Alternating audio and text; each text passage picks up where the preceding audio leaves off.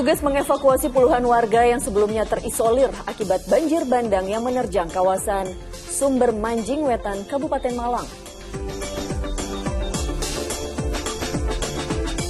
Almarhum Bang Yos, Bapak Ibu, Reza, serta seluruh keluarga besar Bang Yos, saya mohon maaf. Jalani sidang perdana, terdakwa Barada Richard Eliezer kembali sampaikan permohonan maaf kepada keluarga Brigadir Yosua.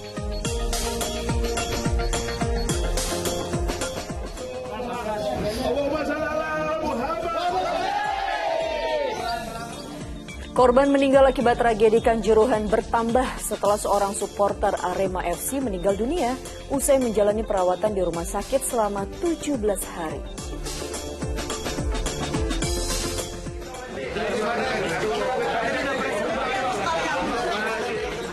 Polres Metro Jakarta Selatan secara resmi menghentikan penyidikan kasus kekerasan dalam rumah tangga yang dilaporkan Lesti Kejora.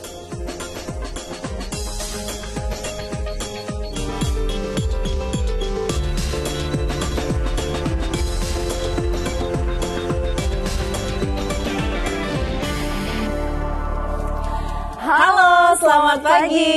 Senang sekali. Kompak banget. Senang sekali, saya Pratiwi Kusuma. Dan saya Wanda Dwi Utari menjumpai Anda di Fokus Pagi hari ini, edisi hari Rabu 19 Oktober 2022. Ya, seperti biasa dalam 1,5 jam ke depan kami hadir dengan rangkaian informasi dan juga peristiwa terbaru yang berhasil dihimpun tim redaksi kami hingga dini hari tadi. Ya, langsung saja kita awal informasi pertama di pagi hari ini. Pemirsa, petugas BPBD mengevakuasi warga yang rumahnya dilanda banjir di Malang, Jawa Timur. Permukiman itu sempat terisolir akibat banjir yang menerjang kawasan tersebut. Tim Badan Penanggulangan Bencana Daerah atau BPBD Kabupaten Malang Selasa pagi mengevakuasi puluhan warga dengan menggunakan perahu karet. Mereka dibawa ke posko pengungsian sementara. Petugas menyusuri permukiman untuk membawa warga yang bertahan di rumah mereka ketika banjir menerjang kawasan tersebut. Sebelumnya, Dusun Rawaterate Sumber Manjing Wetan itu sempat terisolir selama 1 hari akibat terkepung genangan air. Karena sering dilanda banjir, warga membuat tempat berlindung di atap rumah masing-masing. Untuk kondisi Sidoarjo memang sudah surut, tidak sebegitu parah seperti kemarin, tetapi masih ada beberapa genangan, utamanya ada di akses jalan menuju ke Rawaterate. Ini masih ada genangan setinggi kurang lebih 1 meter. Dan karena rumah warga masih terendam banjir, pemerintah mendirikan posko pengungsian dan dapur umum untuk warga yang mengungsi. Nur Ramadan melaporkan dari Malang, Jawa Timur. Terjangan banjir di Trenggalek, Jawa Timur melumpuhkan aktivitas warga. Ya, bahkan pelayanan rawat jalan di Rumah Sakit Umum Daerah Dr. Sudomo ditutup total karena tempat tersebut terendam air setinggi 1 meter.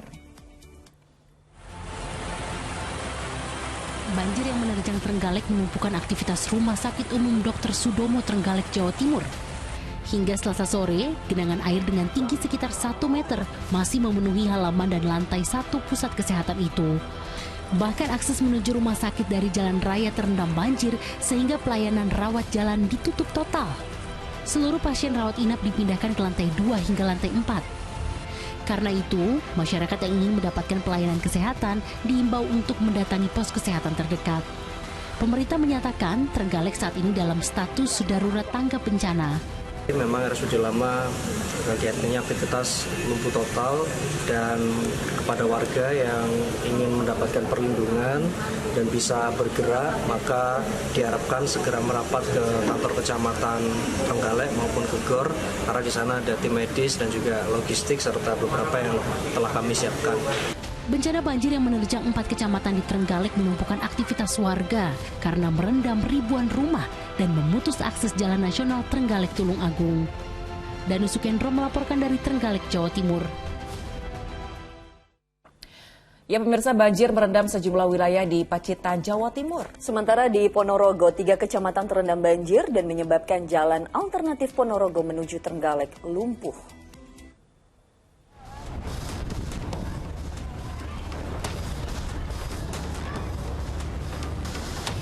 Hujan yang terus mengguyur di Kabupaten Ponorogo, Jawa Timur menyebabkan banjir di sejumlah desa di 3 kecamatan. Salah satu banjir terparah terjadi di Desa Jabung, Kecamatan Melarak. Ketinggian banjir di kawasan tersebut mencapai setengah meter, merendam rumah warga dan pertokoan akibat Sungai Gendol meluap. Meski demikian, sebagian warga masih memilih bertahan di rumahnya. Kalau yang di jalan ya setengah meter lebih. Untuk yang masuk kios? Kalau masuk kios kurang lebih 20-30 cm lah. Selain merendam permukiman, banjir juga memutus akses jalan alternatif Ponorogo menuju Trenggalek. Untuk jalan alternatif yang kecil-kecil yang Jabung mengarah ke selatan terpaksa kita tutup karena luapan air masih saja mengalir, dan untuk akses jalan terpaksa dialihkan lewat jalan besar Trenggalek maupun ke Pacet. Jalan Ahmad Yani depan Telkom, Bapangan ke timur sudah meluap airnya, menakutkan. Banjir setinggi 60 cm juga merendam permukiman dan sejumlah ruas jalan di Pacitan, Jawa Timur Selasa pagi.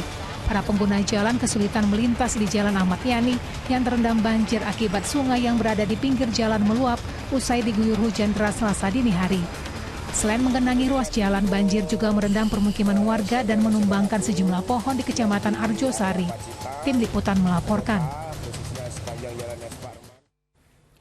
Badan Meteorologi, Klimatologi, dan Geofisika BMKG meminta masyarakat waspada menghadapi cuaca ekstrim hujan disertai angin kencang di sejumlah wilayah di Indonesia. Ya, wilayah DKI Jakarta, Jawa Tengah, Jawa Barat, dan Jawa Timur termasuk dalam kategori siaga 1 akan terjadinya cuaca ekstrim. BMKG telah mengeluarkan peringatan terkait cuaca ekstrim, yaitu hujan lebat disertai angin kencang yang akan melanda sejumlah wilayah di Indonesia pada Selasa sore. Peringatan tersebut menyusul sejumlah wilayah di Indonesia Timur yang belum masuk musim hujan dan wilayah pertemuan angin di Laut Jawa. Selain itu, 49% wilayah di Indonesia sudah memasuki musim hujan dari awal Oktober hingga bulan Desember mendatang. Khusus untuk 3 hari ke depan, BMKG telah mengeluarkan perkiraan berbasis dampak hujan lebat dengan kategori siaga. Ini terdapat di sekitar wilayah Provinsi DKI Jakarta, kemudian Jawa Barat, Jawa Tengah, dan Jawa Timur. Nah, wilayah ini yang 3 hari ke depan ini perlu siaga ya. Masyarakat juga perlu berhati-hati terhadap dampak yang ditimbulkan oleh kondisi hujan lebat tersebut. Di informasi lain, pemirsa, jalan penghubung 2 kecamatan di Kabupaten Cilacap, Jawa Tengah terputus akibat tertimbun longsoran tebing setinggi 30 meter. Sementara di Banyumas, jalan penghubung antar provinsi di Kecamatan Jatilawang ambles setelah diterjang longsor.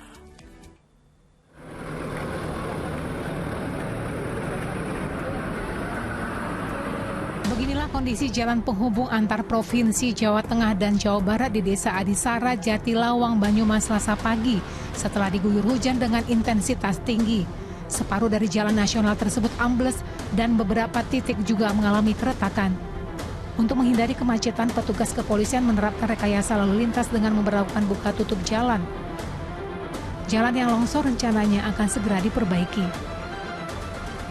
Sekitar setengah 5 pagi, tambah, akhirnya jam 6, akhirnya tanah longsor. Nah, ini kami mohon pengguna jalan agar lebih hati-hati dan arus lalu lintas untuk kendaraan yang besar, kami mohon jangan melewati. Diguyur hujan lebat tebing setinggi 30 meter di Desa Hanum, Kecamatan Daya Luhur, Kabupaten Cilacap, Jawa Tengah mengalami longsor. Akibatnya jalan penghubung Kecamatan Daya Luhur ke Kecamatan Wanareja terputus dan tidak bisa dilalui kendaraan. Warga harus mencari jalan alternatif dengan memutar arah yang jarak tempuhnya mencapai puluhan kilometer. Kronologi kejadiannya ini diakibatkan karena hujan. Intensitas hujan yang sangat lama lah. Sangat lama dan terus-menerus, jadi mengakibatkan jalan ini amblas. Untuk membersihkan material longsor setebal 5 meter, petugas gabungan mengerahkan alat berat ke lokasi. Tindakan darurat ya, biar bisa dilewati sama kendaraan. Tapi ternyata sekarang sudah seperti ini, dan nanti kita akan koordinasi ke dinas terkait. Warga di zona merah atau daerah rawan bencana diimbau agar waspada saat melintas di jalur rawan longsor tersebut. Tim Liputan melaporkan. Hujan dengan intensitas tinggi juga menyebabkan tanah longsor di terowongan kereta api di Malang, Jawa Timur. Ya, akibatnya sejumlah perjalanan kereta api dari dan Malang terganggu.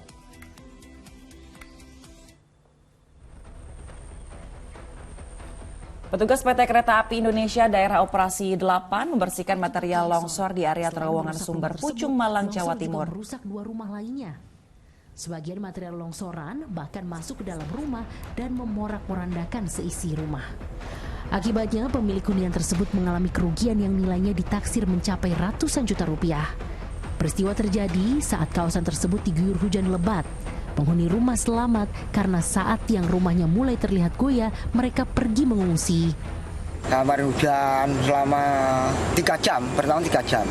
Akhirnya tiangnya nyuara jedak, akhirnya jatuh ke bawah. Terus hujan lagi, dapur turun. Nah, dapur turun, hujan lagi yang terakhir 3 jam itu longsor menimbun rumah orang tua saya. Di tempat berbeda, bencana tanah longsor di lereng pegunungan Argopuro, Desa Jembersari, Jember, Jawa Timur mengakibatkan 2 rumah rusak berat. Material longsor berupa lumpur dan bongkahan kayu dari atas tebing setinggi 25 meter menerjang rumah mereka. Seluruh penghuni rumah selamat karena sempat menyelamatkan diri ketika mereka mendengar suara gemuruh tebing yang runtuh. Terus pas jam 11 ada bunyi, gitu saya lari ke depan, jadi istri saya tertinggal di dalam. Tapi ya selamat, bisa lewat belakang. Sementara itu, longsor juga terjadi di Desa Juruk, Ponorogo, Jawa Timur pada Selasa pagi. Material longsor menghancurkan bagian belakang rumah serta perabotan di dalamnya. Salah seorang penghuni rumah yang tengah memasak di dapur tertimbun material longsor hingga patah tulang pada bagian tangan kirinya. Tim Liputan melaporkan. Ya, memang ini bencana tanah longsor terjadi di sejumlah titik di wilayah Jawa Timur ya, seperti yang berita tadi, di mana sejumlah rumah ini rusak parah akibat diterjang tanah longsor. Baik, kita lanjutkan lagi ke informasi lainnya, pemirsa. Hujan dengan intensitas tinggi juga menyebabkan tanah longsor di terowongan kereta api di Malang, Jawa Timur. Ya, akibatnya sejumlah perjalanan kereta api dari dan menuju Malang terganggu. Petugas PT Kereta Api Indonesia Daerah Operasi 8 membersihkan material longsor di area terowongan Sumber Pucung, Malang, Jawa Timur. Terdapat 3 titik longsor, yakni di kilometer 81, 82, dan 84. Tingginya debit air karena hujan deras tak mampu lagi ditahan oleh dinding di dalam terowongan.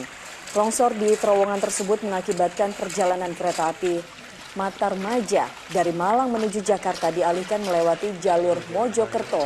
Sementara sejumlah kereta lain yang melintasi terowongan ini sempat tertahan sebelum akhirnya dapat dilintasi kembali setelah petugas menyingkirkan material longsor.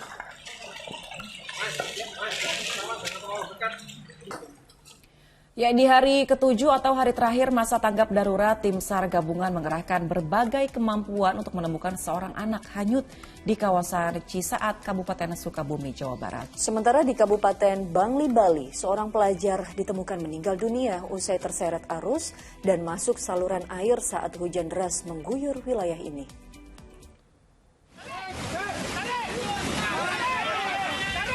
Seperti inilah upaya tim SAR gabungan yang terdiri dari BPBD, TNI Polri, dan relawan saat mengevakuasi jenazah Desak Made Oktania yang tewas usai terseret arus saluran air di Desa Taman Bali, Kabupaten Bangli. Korban ditemukan sekitar 2 km dari lokasi kejadian. Peristiwa berawal saat korban menggunakan sepeda motor melintas di jalur Kabupaten Bangli menuju Gianyar dalam kondisi hujan deras. Derasnya arus air membuat korban kehilangan keseimbangan dan terjatuh. Korban yang terjatuh kemudian terseret ke saluran air. Ditemukan seorang petani yang kebetulan saat itu sedang ngurus air, seperti itu, sehingga dari itu kita evakuasi dengan menggunakan mobil rescue dari BPBD kita identifikasi, kita antar kemudian ke Rumah Sakit Umum Daerah Kabupaten Bangli. Saat ini, jenazah wanita berumur 17 tahun itu dititip pihak keluarga di kamar jenazah Rumah Sakit Umum Bangli, menunggu hari baik untuk dimakamkan. Sementara di Kabupaten Sukabumi, Jawa Barat, di hari ke-7 pencarian, tim SAR gabungan kembali menyisir lokasi-lokasi yang dicurigai guna segera menemukan Niko, bocah yang hanyut terbawa arus sungai sepekan lalu.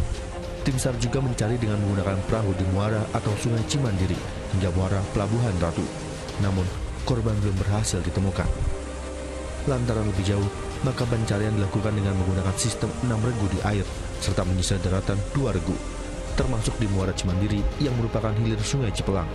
Tim Liputan melaporkan. Kita beralih ke informasi lain, pemirsa. 2 peristiwa kecelakaan di ruas tol Cipali kembali merenggut korban jiwa. Ya, ini di tol Cipali, Subang, Jawa Barat, tabrakan antara minibus dengan truk mengakibatkan 1 orang tewas dan 3 lainnya luka-luka. Bagian depan minibus ini ringsek tak berbentuk setelah bertabrakan dengan sebuah truk di tol Cipali kilometer 109-600, tepatnya di Desa Jabung, Kecamatan Pagaden, Subang. Namun truk langsung kabur setelah tabrakan terjadi. Polisi yang tiba di lokasi langsung menggelar olah TKP dan melarikan para korban ke RSUD Ciereng, Subang. Akibat kecelakaan, seorang penumpang minibus bernama Siti Aminah, 20 tahun, warga Kabupaten Sumeneb, meninggal dunia. Sementara pengemudi minibus dan 2 penumpang yang terdiri dari ibu dan anak luka-luka. Kalau luka untuk korban laki-laki dewasa, itu tangan sebelah kiri, kemudian yang luka-luka perempuan dewasa, itu patah tulang di tangan kanan.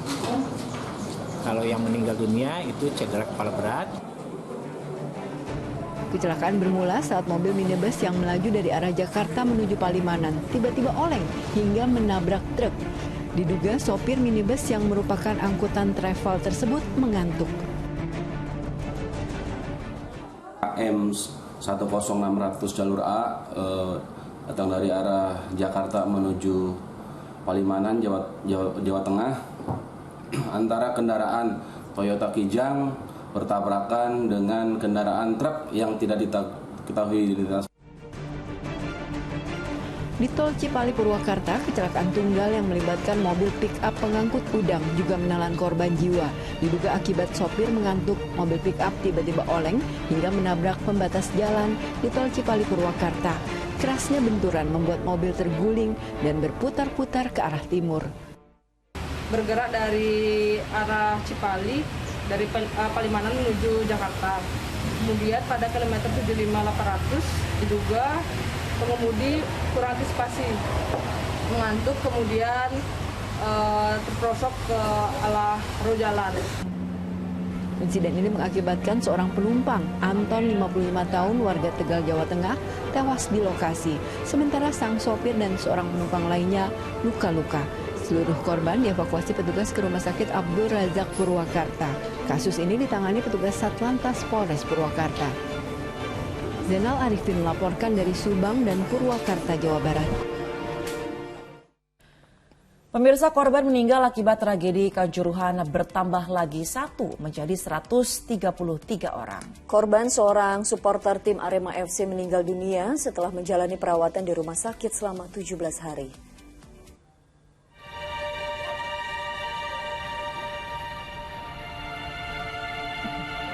Kabar duka jatuhnya korban jiwa akibat tragedi Kanjuruhan masih berlanjut. Selasa siang, Andi Setiawan, 32 tahun, dinyatakan meninggal dunia di Rumah Sakit Saiful Anwar atau RSSA Kota Malang. Supporter tim Arema FC itu meninggal dunia setelah menjalani perawatan selama 17 hari.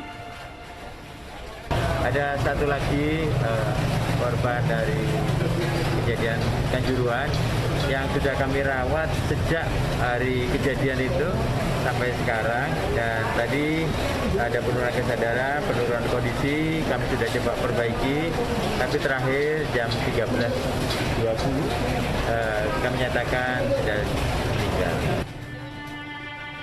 Menurut tim medis RSSA, warga Jalan Kolonel Sugiono, Kota Malang itu tiba di rumah sakit dalam kondisi kritis usai kerusuhan di Stadion Kanjuruhan 1 Oktober lalu.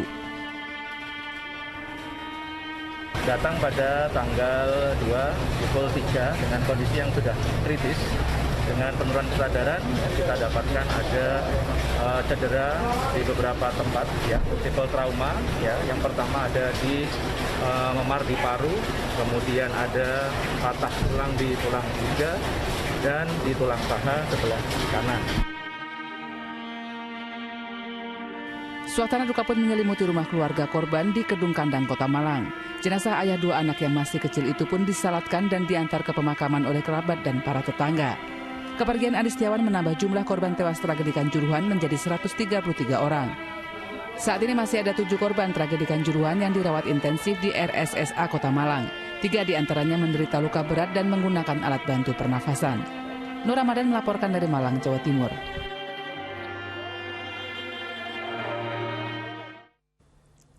Di informasi lainnya, Jaksa Penuntut Umum membacakan peran Barada Richard Eliezer sebagai orang yang menembak Brigadir Yosua di rumah dinas Verdi Sambo 8 Juli 2022 lalu. Di atas perannya tersebut, Barada Eliezer didakwa telah melakukan pembunuhan berencana.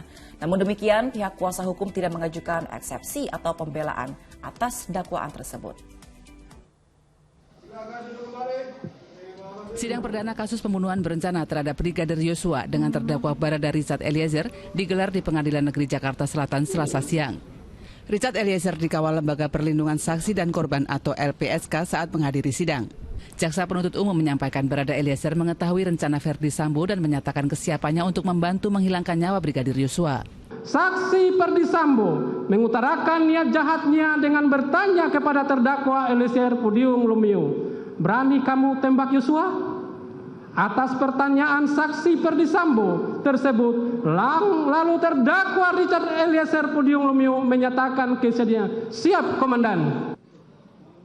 Dalam pembacaan dakwaan, Jaksa Penuntut Umum menyampaikan peran Barada Richard Eliezer sebagai orang yang menembak Brigadir Yosua atas perintah Verdi Sambo. Lalu terdakwa Richard Eliezer Pudium Lumiu sesuai dengan rencana jahat yang telah disusun sebelumnya, dengan pikiran tenang, matang, serta tanpa ada keraguan sedikit pun, karena sudah mengetahui jika menembak akan mengakibatkan dirampasnya nyawa korban Nofriansah Yosua Huta Barat, langsung mengarahkan senjata api Glock 17 nomor seri MPY 851 ke tubuh korban Nofriansah Yosua Huta Barat dan menembakkan senjata api miliknya sebanyak 3 atau 4 kali, sehingga korban Nofriansah Yosua Huta Barat terjatuh dan terkapar. Atas perannya dalam kasus penghilangan nyawa Brigadir Yosua, Jaksa Penuntut Umum mendakwa Barada Eliezer dengan pasal 338 KUHP, junto pasal 55 ayat 1 ke 1 KUHP, yakni tentang pembunuhan berencana dan turut serta melakukan perbuatan seperti yang dimaksud. Sementara itu, pihak kuasa hukum Barada Richard Eliezer menilai dakwaan Jaksa Penuntut Umum sudah cermat dan tepat sehingga kliennya tidak mengajukan nota keberatan atau eksepsi. Sebaliknya, usai sidang, Barada Eliezer justru menyampaikan permohonan maaf. Sekali lagi, saya menyampaikan turut berbelasungkawa yang sedalam-dalamnya untuk kejadian yang telah menimpa almarhum Bang Yos. Saya berdoa semoga almarhum Bang Yos diterima di sisi Tuhan Yesus Kristus.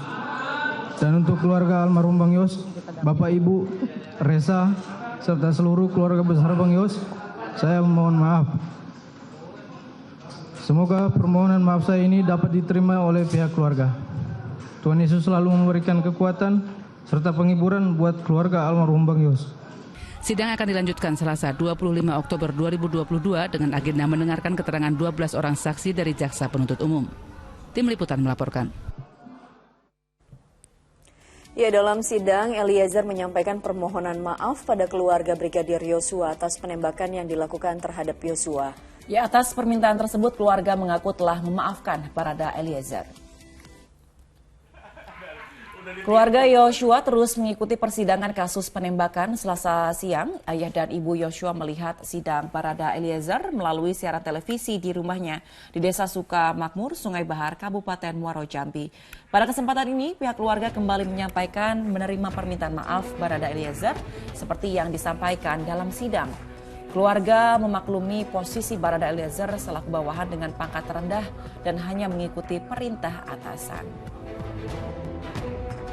Kami sangat memaklumi itu, sangat memaklumi apa yang dia berbuat. Jadi apapun itu, memang kita selaku umat beragama, kita diwajibkan saling memaafkan.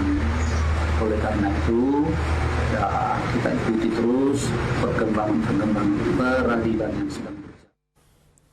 Dari perkembangan kasus KDRT yang menimpa Lesti Kejora, Polres Metro Jakarta Selatan secara resmi menghentikan penyidikan kasus kekerasan dalam rumah tangga yang dilaporkan Lesti Kejora.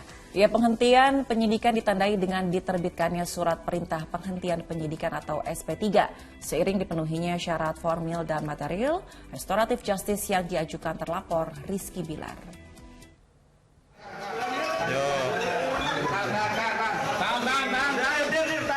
Didampingi tim kuasa hukumnya, pasangan suami istri Rizky Bilar, Lesti Kejora kembali mendatangi Polres Metro Jakarta Selatan Selasa malam.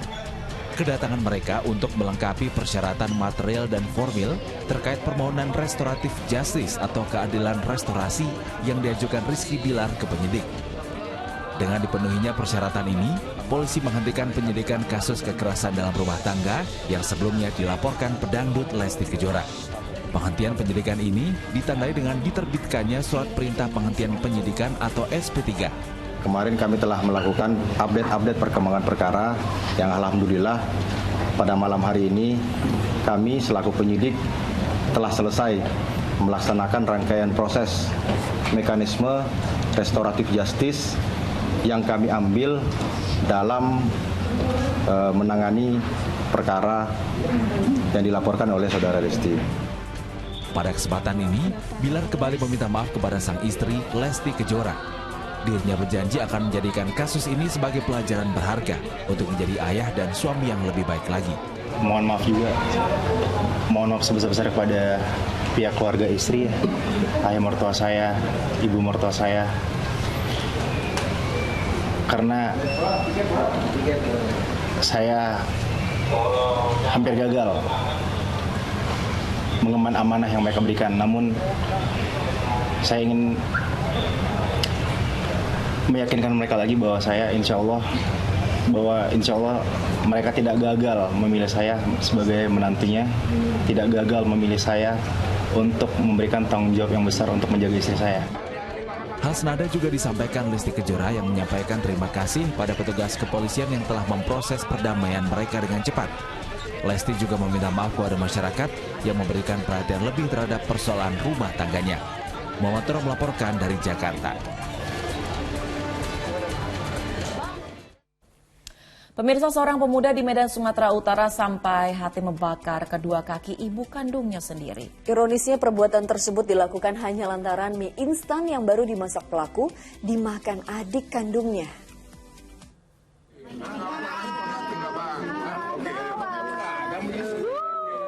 Teriakan dan cemooh tetangga mengiringi saat polisi mengamankan pria ini dari rumah orang tuanya di Jalan Seto Lorong Hormat, Medan, Minggu malam. Pelaku diamankan polisi setelah dilaporkan warga sekitar karena telah membakar kedua kaki ibu kandungnya sendiri.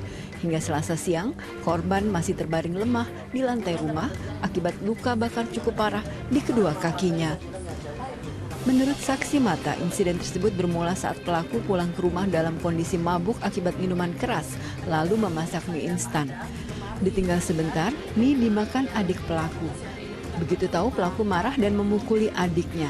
Seolah tak cukup, pelaku lalu menyulut api ke kedua kaki sang ibu yang telah disiram bensin karena dinilai membela adiknya. Mau kebakar kalian, kata tersangka kan? Jadi datang nomor ini, udah bakar lah katanya. Kami kira pun dia main-main, ya madanya main-main. Rupanya dia ambil mancis. Yaudah, rupanya ini udah berselamat di sini, udah bensin. Udah langsung menyambar. Saya mendapat informasi dari warga masyarakat menyampaikan kepada saya bahwasanya telah terjadi keributan antara orang tua dan anaknya. Hingga Selasa malam, pelaku masih mendekam di tahanan Mapolsek Medan area. Sejauh ini belum ada laporan dari korban ke polisi terkait perbuatan bejat anaknya. Muhammad Hamdani melaporkan dari Medan, Sumatera Utara. Usai jeda kami akan segera kembali pemirsa dengan informasi kesal istrinya minta cerai. Seorang pria tega membakar istrinya sendiri di dalam rumah kontrakan di wilayah Koja, Jakarta Utara. Informasi selengkapnya akan disampaikan oleh Wanda Dwi Utari usai jeda. Ada saya apa sih listrik apa sih? Enggak ada cicak dalam.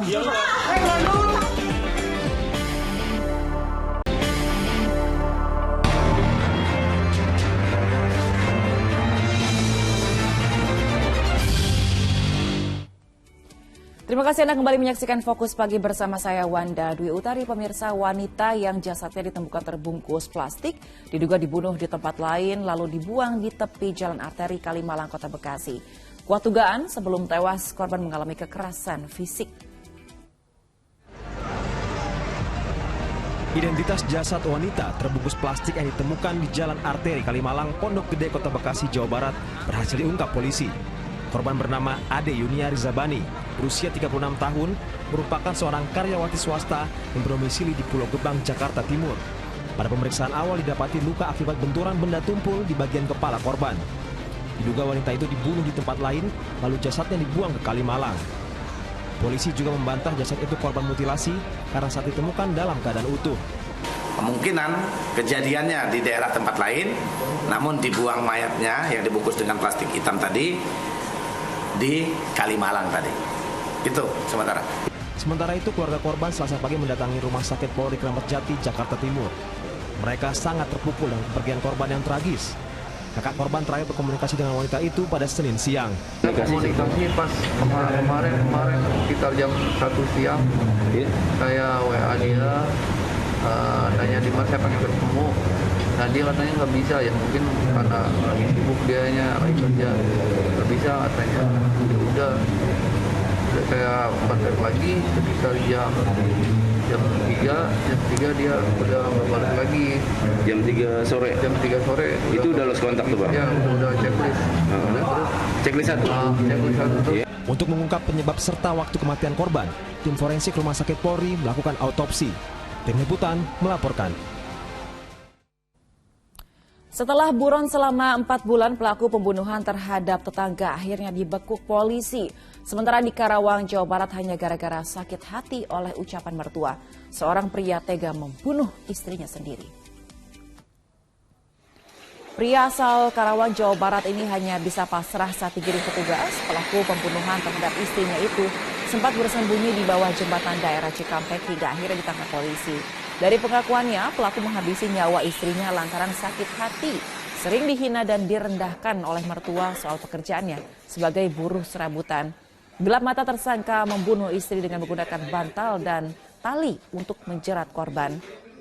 Akibat perbuatannya, tersangka dijerat dengan pasal pembunuhan dengan ancaman 12 tahun penjara.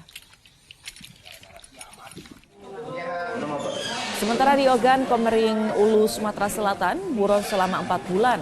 Pelaku pembunuhan terhadap tetangganya sendiri akhirnya tertangkap. Mustafa diringkus saat bersembunyi di desa Pelabuhan Maringgai, Lampung Timur dan harus dilumpuhkan polisi karena melakukan perlawanan. Sebelumnya pada Juni lalu, pria berusia 52 tahun itu menikam Sajili sebanyak 42 kali hingga tewas. Karena pelaku kecewa, korban menggantikan posisinya sebagai Ketua Badan Permusyawaratan Desa Karangdapo. Keduanya pun lalu terlibat cekcok mulut dan berujung penikaman.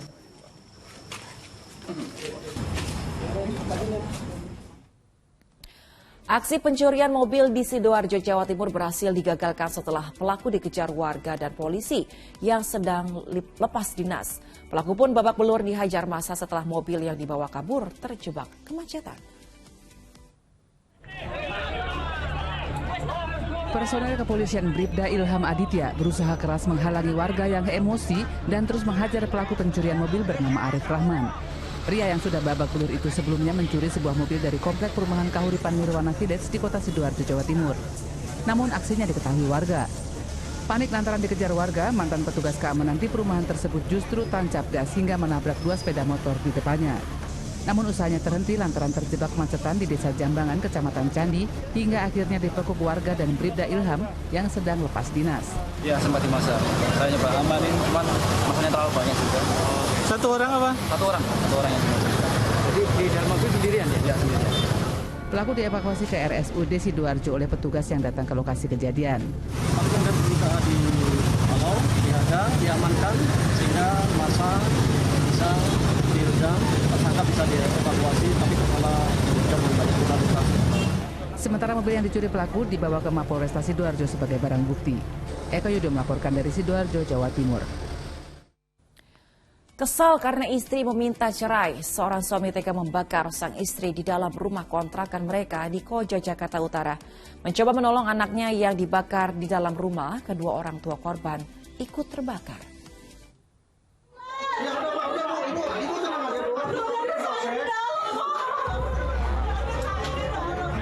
Teriakan ibu korban mengundang warga sekitar. Sambil menangis, ia meminta warga menolong putrinya yang dibakar menantunya di dalam rumah. Warga panik karena isi rumah penuh api dan asap. Aduh, panas banget, Bu. Tutup hidungnya. Panas banget. Korban akhirnya ditemukan di kamar mandi dalam kondisi terluka bakar di sekujur tubuh. Insiden suami bakar istri ini berawal saat korban meminta cerai kepada suaminya berinisial R karena kerap menjadi korban KDRT sang suami. Tak terima, sang suami gelap mata, lalu membakar korban menggunakan bensin di dalam rumah kontrakan mereka di Jalan Mawar Luar Tugu Utara, Koja, Jakarta Utara, 16 Oktober silam. Mencoba menolong korban, mertua pelaku pun ikut terbakar. Mertua laki turun ngejar tersangka. Yang cewek ini udah minta tolong ke saya tarik. Yang istrinya ini keparan di dalam nih, pikiran saya dia udah keluar. Toto, saya cari di sekitar sini nggak ada. Katanya dia udah masuk kamar mandi. Posisi itu udah telanjang bulat, udah habis semua nih. Hingga kini korban masih dirawat di Rumah Sakit Cipto Mangunkusumo, Jakarta akibat luka bakar 90% di tubuh. Kedua orang tua korban dirawat di Rumah Sakit Koja, Jakarta Utara akibat alami luka bakar 60%. Pelaku sendiri telah ditetapkan sebagai tersangka. Sampai saat ini pelaku sudah kita amankan dan saya tempat perawatan di Rumah Sakit Polri Kramat Jati. Kondisi pelaku seperti apa, Bang? Kondisi pelaku juga luka bakar lebih dari 50%. Polisi akan menjerat tersangka dengan pasal tentang penganiayaan dengan ancaman hukuman 15 tahun penjara. Arafah Supandi melaporkan dari Jakarta.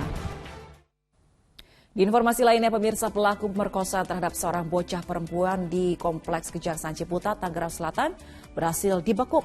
Ia ditangkap di tempat persembunyiannya di Sawangan, Depok setelah buron selama lebih dari 1 bulan.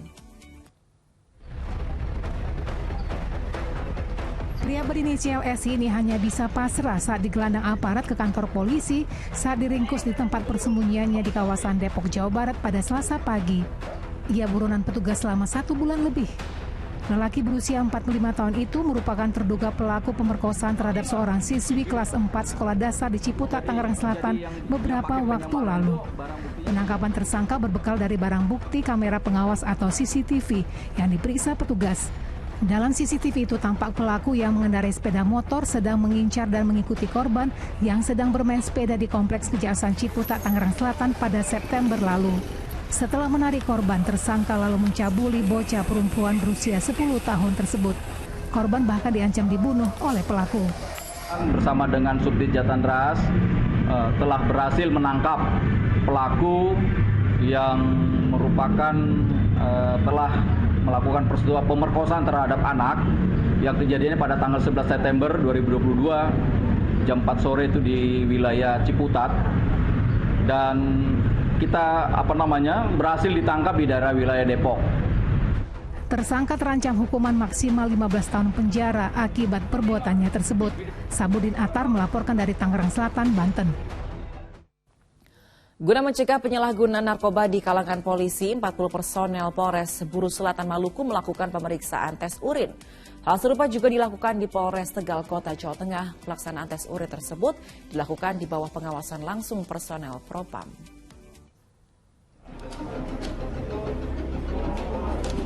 Pemeriksaan tes urin yang wajib diikuti seluruh anggota Polres Tegal, Jawa Tengah ini telah berlangsung selama 2 hari sejak Senin hingga Selasa siang. Pelaksanaan tes urin ini dilakukan personel Dokes Polres di bawah pengawasan langsung personel Propam. Tes urin digelar untuk mencegah penyalahgunaan narkoba oleh personel Polres Tegal. Langkah ini juga sekaligus sebagai upaya bersih-bersih narkoba untuk menindaklanjuti arahan Presiden dan Kapolri. Dalam pelaksanaan tes urin ini tidak ditemukan hasil positif.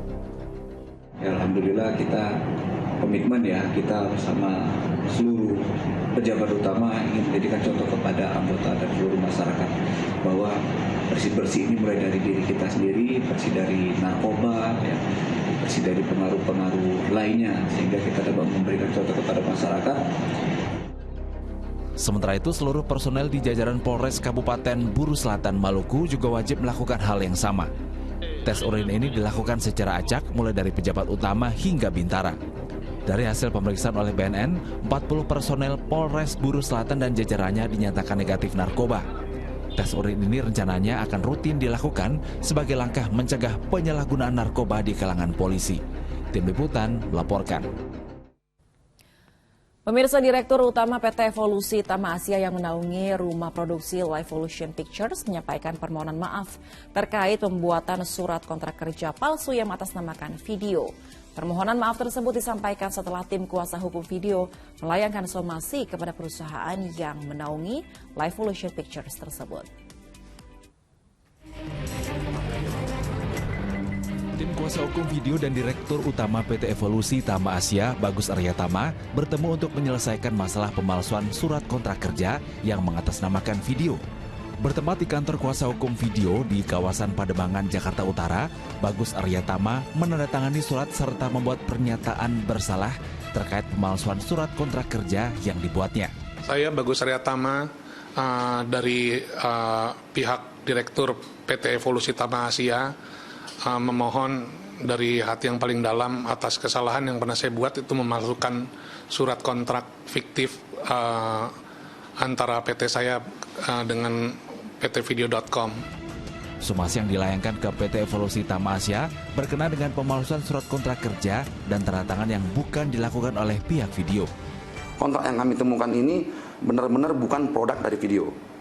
Sehingga kami mengirim somasi kepada PT Evolusi Tama Asia terkait masalah kontrak surat palsu yang digunakan oleh Pak Bagus selaku direktur terhadap pihak-pihak terkait.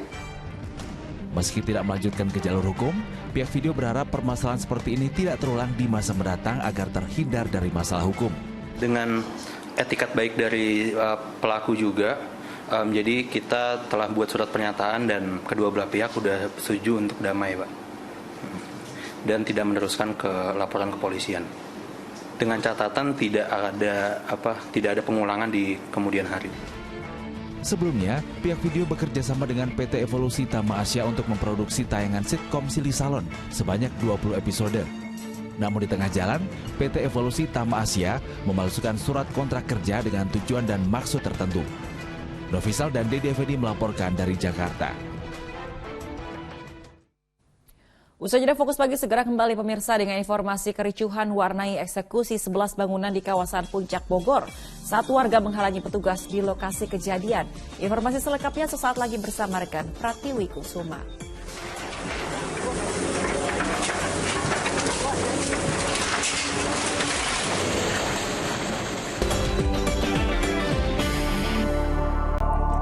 Anda kembali menyaksikan Fokus Pagi bersama saya Pratiwi Kusuma. Pemirsa, bom ikan meledak di sebuah rumah di Desa Bajangan, Pasuruan, Jawa Timur. Akibat ledakan tersebut, 2 orang mengalami luka.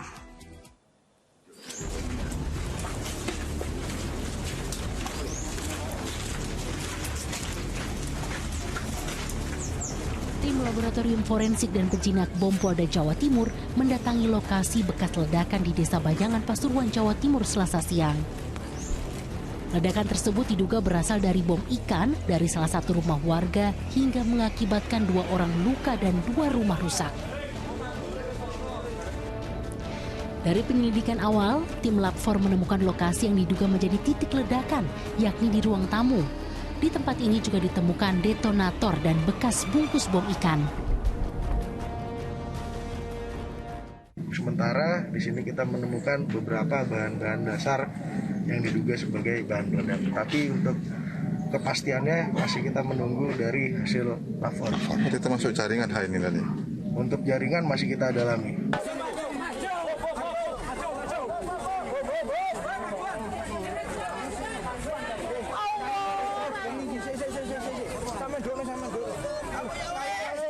Insiden ledakan yang terjadi pada Senin malam itu mengakibatkan istri pemilik rumah mengalami luka bakar serius dan masih dirawat di Rumah Sakit Umum Daerah Dr. Sudarsono Pasuruan. Seorang warga yang terluka akibat rumahnya hancur mendengar suara dentuman yang keras saat bom meledak. Ya Allah, uang barang belangku ya. Berapa kali itu ledakannya? Kalau saya dengarin cuma 1 kali, tapi 2 syak Pak. Keras artinya? Waduh, bukan main sampai jantung. Hingga kini, polisi masih memburu pemilik rumah yang kabur usai ledakan terjadi. Dandi Arigafur melaporkan dari Pasuruan, Jawa Timur. Seorang ibu rumah tangga di Bandung Barat, Jawa Barat tewas akibat terperosok ke sumur tua sedalam 16 meter. Diduga korban tidak mengetahui ada sumur yang ditutupi kayu triplex sehingga saat diinjak korban langsung terjatuh. Warga Kampung Ciamplas, Bandung Barat, Jawa Barat pada Selasa siang dikejutkan dengan jatuhnya seorang ibu rumah tangga ke dalam sumur tua. Warga secara swadaya dengan alat seadanya berusaha untuk menolong Ani Supriyatin, perempuan berusia 54 tahun. Dengan menggunakan tali, warga mengangkat tubuh korban yang sudah tak sadarkan diri. Setelah 1 jam proses evakuasi, tubuh korban akhirnya berhasil diangkat dan langsung dibawa ke rumah sakit. Namun di tengah perjalanan, nyawa korban tak tertolong dan dinyatakan meninggal dunia oleh tim medis Rumah Sakit Cimareme. Korban jatuh ke sumur tua sedalam 16 meter saat hendak pergi ke kebun bersama 2 orang keponakannya. Diduga korban tak mengetahui ada sumur tua yang ditutupi kayu triplex, sehingga saat diinjak langsung terjatuh. Pada dasarnya, menurut keterangan saksi mata yang ada di lokasi, memang sebenarnya itu jalan setapak. Namun pada saat beliau itu melangkah, cor-corannya itu mungkin ada keretakan sehingga terperosok, ibu ini jatuh. Dari hasil penyelidikan kepolisian, tidak ditemukan unsur kekerasan maupun pidana. Pihak keluarga juga sudah menganggap peristiwa ini sebagai musibah dan menolak korban untuk diautopsi. Muhammad Abbas melaporkan dari Bandung Barat, Jawa Barat. Diduga tidak mahir berenang, 2 bocah di Pringsewu, Lampung ditemukan tewas di aliran sungai Waitebu. Kedua jasad korban ditemukan 1 jam kemudian setelah warga sekitar turun melakukan pencarian. Inilah rekaman video penemuan 2 bocah asal Pringsewu, Lampung yang ditemukan tewas pada Selasa siang. Kedua korban sebelumnya sempat berpamitan kepada keluarganya untuk mandi dan mencari ikan di sungai. Nahas, 2 bocah tersebut diduga terpleset hingga terseret ke aliran sungai Waitebu yang lebih dalam. Warga yang mengetahui peristiwa itu lantas menuju TKP dan melakukan pencarian terhadap korban. Jasad kedua bocah tersebut akhirnya ditemukan 1 jam kemudian dalam keadaan tak bernyawa. Putra dari almarhum Bapak Wakili itu bertetanggaan dan setiap harinya kedua anak ini selalu bermain bersama-sama. Bahwasanya kejadian tersebut murni suatu musibah ataupun kecelakaan, jadi tidak ada indikasi yang sifatnya kriminal ataupun kesengajaan. Setelah dievakuasi, para korban langsung dibawa ke rumah sakit dengan menggunakan mobil pickup milik warga. Selanjutnya, korban diserahkan ke rumah duka masing-masing untuk dilakukan proses pemakaman. Asep Saifullah melaporkan dari Pringsewu, Lampung. Sejumlah pengemudi ojek daring panik saat terjaring razia parkir liar yang digelar suku dinas perhubungan di kawasan Tanah Abang, Sarinah, dan Atrium Senen, Jakarta. Razia kembali digelar lantaran masih banyak pemilik kendaraan yang parkir sembarangan. Pengemudi ojek daring ini panik ketika melihat sepeda motor yang berada di truk petugas suku dinas perhubungan yang menggelar razia parkir liar di kawasan Tanah Abang dan Sarinah, Jakarta. Meski telah memohon untuk diberikan toleransi, namun petugas bergeming. Ia pun hanya bisa pasrah melihat sepeda motornya dibawa petugas. Sementara di kawasan Atrium Senen, sejumlah pemilik kendaraan berlarian demi menyelamatkan sepeda motor yang terparkir di bahu jalur bus Transjakarta. Petugas memberikan toleransi bagi mereka yang bisa segera mengevakuasi kendaraan dari lokasi terlarang. Tetap sanksi yang diangkut kita buatkan BAP dengan bergabung dengan instansi terkait. Ini kan ada yang nggak diangkut nih Bang, itu dikasih tindakan apa tuh Bang? Baik demikian, untuk yang tidak diangkut kita adakan operasi cabut pentil atau OCP. Razia kembali digelar mengingat masih banyaknya pemilik kendaraan yang nekat parkir di atas trotoar, bahu jalan, hingga jalur Transjakarta. Selain melanggar perda tentang ketertiban umum, keberadaan parkir liar juga dituding telah merusak keindahan wajah ibu kota, serta merampas hak para pejalan kaki. Pada razia kali ini, petugas berhasil menjaring lebih dari 15 kendaraan roda 2 yang langsung dibawa ke kantor Sudin Perhubungan untuk diproses lebih lanjut dengan sanksi tilang maksimal sebesar Rp250.000. Abdul Haris melaporkan dari Jakarta. Dihadang ratusan warga, rencana eksekusi lahan yang dilakukan pengadilan di Cicalengka, Kabupaten Bandung, Jawa Barat batal dilakukan. Sementara di Bogor, kericuhan mewarnai eksekusi 11 bangunan di kawasan Puncak saat warga menolak eksekusi dengan menghalangi polisi dan alat berat yang diturunkan ke lokasi.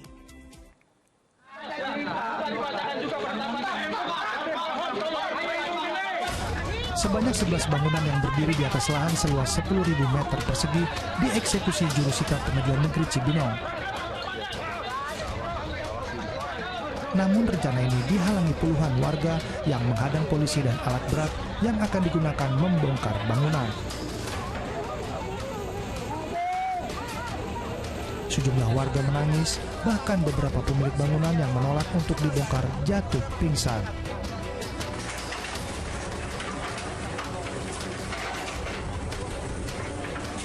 Kala jumlah personil, pembongkaran pun tetap dilakukan oleh tim gabungan. Eksekusi dilaksanakan sesuai penetapan ketua pengadilan yang sudah lama diputuskan dan baru diselesaikan di tahun 2022 ini. Penetapan ketua pengadilan yang sudah lama belum dilaksanakan, itu suatu tunggakan buat pengadilan. Umur 8 tahun. Satu-satu kita harus diselesaikan semua di tahun 2022 ini. Itu aja yang mungkin ya. Menangkan tahun berapa? Oh, ini perkara tahun 2008. Ya. Ribuan siswa teh.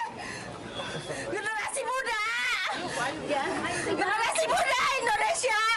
Orang warga negara. Ulah nih. Dihadang ratusan warga Desa Tenjolaya, Cicalengka, Kabupaten Bandung, eksekusi jurusita Pengadilan Negeri Balai Bandung batal dilakukan. Warga memblokade jalan pemukiman saat petugas gabungan tiba di lokasi.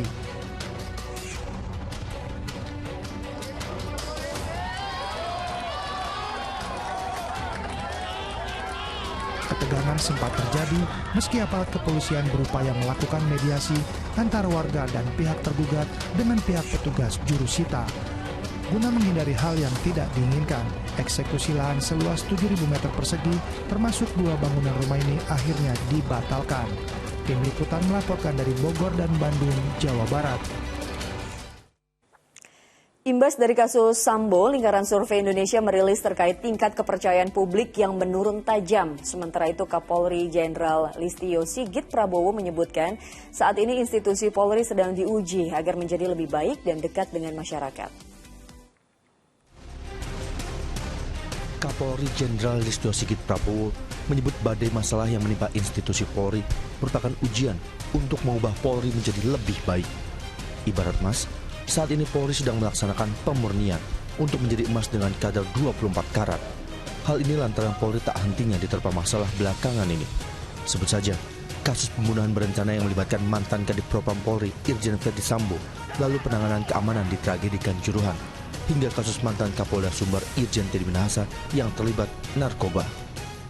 Saat ini kita sedang terus diuji, ibarat emas, saat ini kita sedang melaksanakan pemurnian, pengayakan untuk menjadi emas 24 karat, sehingga kita bisa menjadi Polri yang lebih dekat, lebih dicintai masyarakat, dan menjadi Polri yang bisa mewujudkan Polri yang 24 karat. Dari hasil penelitian Lingkaran Survei Indonesia terkait kepercayaan publik kepada polisi pasca kasus pembunuhan Brigadir Yosua menunjukkan adanya penurunan kepercayaan publik. Dari 1.200 responden yang diwawancara pada periode 11 hingga 20 September 2022, tingkat kepercayaan publik menurun 13%. pasca kasus pembunuhan Brigadir Yosua. Nah, kepercayaan terhadap Kapolri itu dibandingkan dengan kepercayaan terhadap polisi itu malah lebih tinggi dari Kapolrinya. Mengapa? Karena mungkin selama ini Kapolri menunjukkan sikap tegas menegakkan keadilan untuk memberantas mafia-mafia maupun juga kasus-kasus yang ada. Sehingga kalau misalnya kasus-kasus ini yang muncul kemudian setelah survei ini terjadi bisa diselesaikan dengan tuntas oleh Kapolri, tentu ini bisa menjadi titik balik daripada kepercayaan publik terhadap polisi ya. LSI juga meneliti harapan publik terhadap polisi di masa mendatang. Di antaranya, 85% responden berharap polisi mampu menaikkan citranya kembali dengan cara melakukan tugas serta memaksimalkan kinerja kepolisian. Tim Liputan melaporkan. Korban meninggal akibat tragedi Kanjuruhan bertambah setelah seorang supporter Arema FC meninggal dunia usai menjalani perawatan di rumah sakit selama 17 hari. Informasi selengkapnya kami hadirkan usai jeda.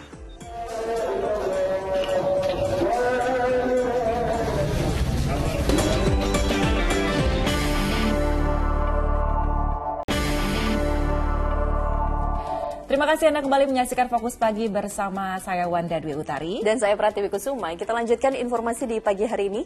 Korban meninggal akibat tragedi Kanjuruhan bertambah lagi 1 orang menjadi 133 orang. Korban seorang supporter tim Arema FC meninggal dunia setelah menjalani perawatan di rumah sakit selama 17 hari.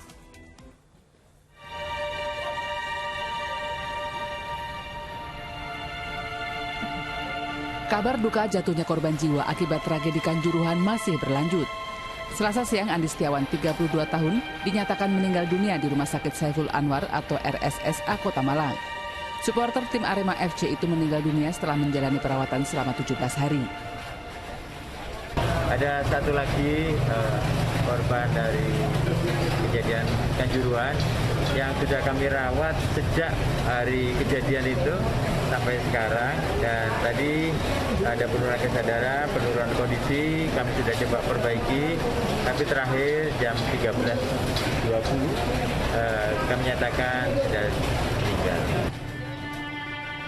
Menurut tim medis RSSA, warga Jalan Kolonel Sugiono Kota Malang itu tiba di rumah sakit dalam kondisi kritis usai kerusuhan di Stadion Kanjuruhan 1 Oktober lalu. Datang pada tanggal 2 pukul 3 dengan kondisi yang sudah kritis.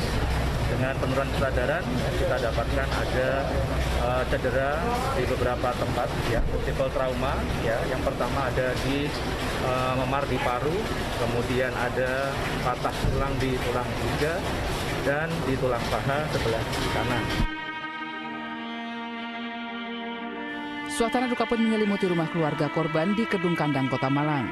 Jenazah ayah 2 anak yang masih kecil itu pun disalatkan dan diantar ke pemakaman oleh kerabat dan para tetangga. Kepergian Andi Setiawan menambah jumlah korban tewas tragedi Kanjuruhan menjadi 133 orang. Saat ini masih ada 7 korban tragedi Kanjuruhan yang dirawat intensif di RSSA Kota Malang. 3 diantaranya menderita luka berat dan menggunakan alat bantu pernafasan. Nur Ramadan melaporkan dari Malang, Jawa Timur.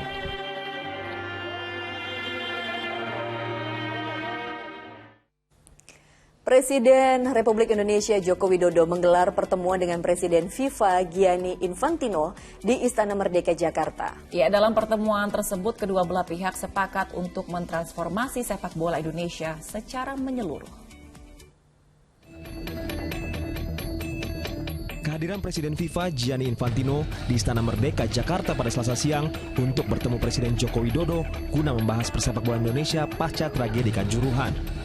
Pertemuan pemerintah dan induk Federasi Sepak Bola Dunia itu menghasilkan sejumlah kesepakatan, yakni bekerjasama mentransformasi sepak bola Indonesia dalam seluruh aspek, seperti fasilitas stadion, keamanan pertandingan, waktu pertandingan, dan supporter. Stadion Kanjuruhan yang telah memakan banyak korban jiwa usai laga Arema FC versus Persebaya Surabaya juga akan diruntuhkan untuk dibangun kembali sesuai standar FIFA dengan fasilitas yang baik. Kami bersepakat tadi transformasi persepak bola Indonesia akan dimulai bersama-sama dengan FIFA, dan FIFA akan berkantor di Indonesia sampai semuanya berjalan dengan baik.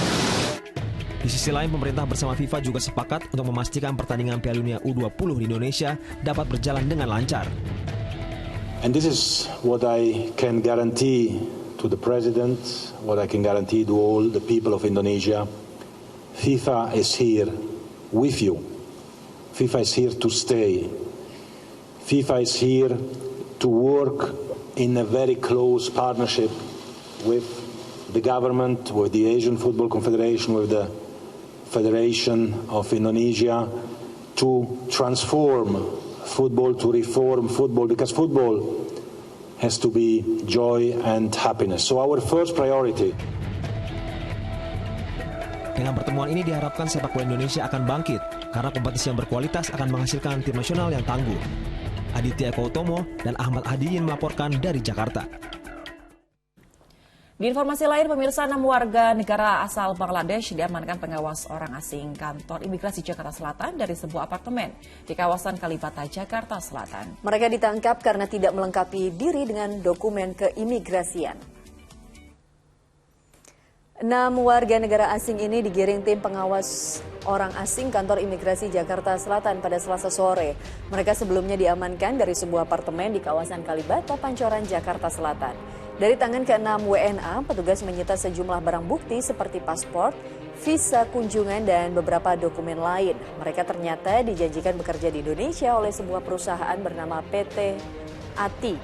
Pihak imigrasi telah mendatangi perusahaan bersangkutan, ternyata perusahaan tak beroperasi. Oleh pihak imigrasi, para WNA ini akan dideportasi ke negara asalnya. Mereka memang dijanjikan untuk diberikan pekerjaan.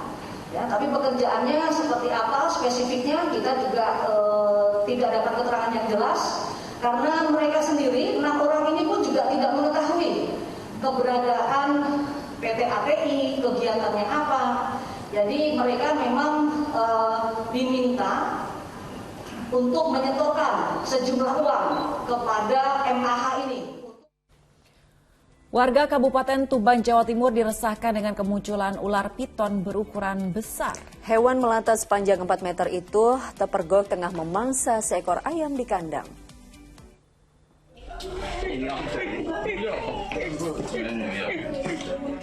Pemilik rumah di Kelurahan Kebonsari, Kabupaten Tuban, Jawa Timur ini panik saat melihat petugas mengevakuasi ular di dalam kamar mandi. Penangkapan ular sepanjang 4 meter ini berlangsung cukup menegangkan. Lantaran ular berjenis piton ini berusaha kabur dan bersembunyi di balik mesin cuci. Meski sempat melakukan perlawanan, namun petugas berhasil menangkapnya. Pada waktu yang bersamaan, petugas damkar juga berhasil menangkap ular piton yang meresahkan warga Kelurahan Kutorjo. Hewan melata sepanjang 4 meter ini terpergok tengah memangsa ayam dalam kandang. Dua ular piton yang tertangkap selanjutnya dievakuasi ke kantor damkar Kabupaten Tuban. Sementara waktu, ular akan dikarantina dalam sangkar raksasa bersama puluhan ekor ular lain yang telah terlebih dahulu ditangkap. Mendapatkan laporan dari masyarakat, yaitu atas nama Bapak Muhammad Solikin, warga Kelurahan Kutorjo Tuban, yang melaporkan bahwa ada ular piton di kandang ayam. Memasuki musim penghujan ini, potensi ular masuk permukiman cukup tinggi. Warga diimbau meningkatkan kewaspadaan dan lebih menjaga kebersihan lingkungan. Sapadiran Wijaya, melaporkan dari Tuban, Jawa Timur. Kita beralih ke informasi lain. Yayasan Pundi Amal Peduli Kasih HCTV Indosiar bekerja sama dengan Yayasan Bahtera Maju Indonesia menggelar kegiatan bersih-bersih gereja Santo Barnabas di Pamulang, Tangerang Selatan. Ya, tak hanya itu, bantuan berupa alat kebersihan juga turut diserahkan pada pengurus gereja. Mendatangi salah satu rumah ibadah umat Katolik, tim YPP HCTV Indosiar langsung membersihkan setiap sudut gereja. Mulai dari lantai, bangku jemaat, kamar mandi, hingga mimbar dibersihkan. Penyemprotan cairan disinfektan juga dilakukan sebagai langkah pencegahan penularan COVID-19 yang setiap saat bisa terjadi. Kegiatan serta bantuan yang diberikan tentunya disambut hangat dengan kondisi yang mulai normal pasca pandemi COVID-19. Kegiatan seperti ini dinilai akan membawa banyak manfaat untuk seluruh umat gereja. Bantuan berupa alat kebersihan juga turut diserahkan pada pengurus gereja. Saat ini sudah full onset ya, kita beribadah itu nggak seperti dulu lagi. Maka ya dengan kegiatan bersih-bersih dari SCTV Peduli ini dan Indosiar ini, juga JBM ini, ya kami merasa sangat senang dan merasa sangat terbantu.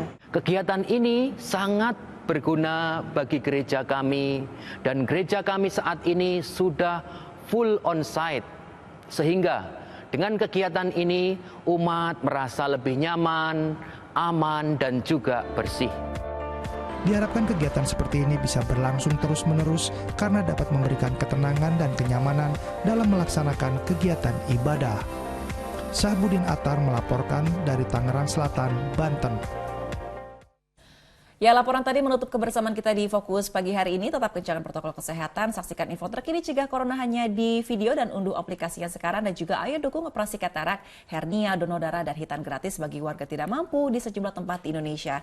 Sampaikan kepedulian Anda di rekening BCA di nomor 162-6338-888 atas nama Yayasan Pundi Awal Peduli Kasih, karena kepedulian kita adalah harapan bagi mereka. Ya, dan pemirsa, sesuai dengan ketentuan Undang-Undang Cipta Kerja, maka siaran TV analog akan dihentikan mulai tanggal 2 November 2022. Segera beralih ke siaran TV digital untuk tetap bisa menyaksikan program Fokus Pagi dan program-program kesayangan Anda di Indosiar. Pastikan TV Anda bisa menerima siaran digital atau gunakan set-top box. TV digital bukan TV berbayar, tidak menggunakan internet dan siaran gratis. Indosiar siap digital. Dan usai Fokus Pagi, jangan lewatkan untuk menyaksikan program Mega Series Panggilan. Saya Pratiwi Kusuma. Dan saya Wanda Dwi Utari pamit. Terima kasih atas kebersamaan Anda. Selamat pagi, selamat beraktivitas, dan sampai jumpa.